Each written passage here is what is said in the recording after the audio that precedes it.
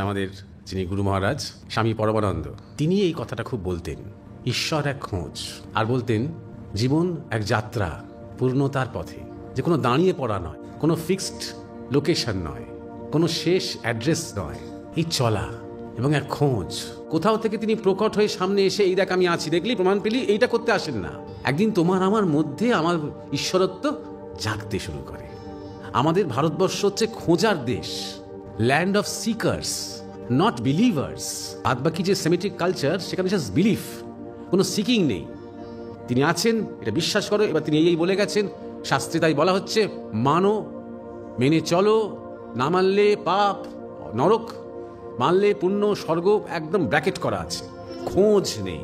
একদিন তুমি কোনো একটা পথে হেঁটে হেঁটে চলতে চলতে চলতে চলতে একদিন তুমি একটা কিছু খুঁজে পাবে, তুমি নিজেকেই খুঁজে পাবে, তোমার অরূপ রতনকে খুঁজে পাবে, এইটা নেই।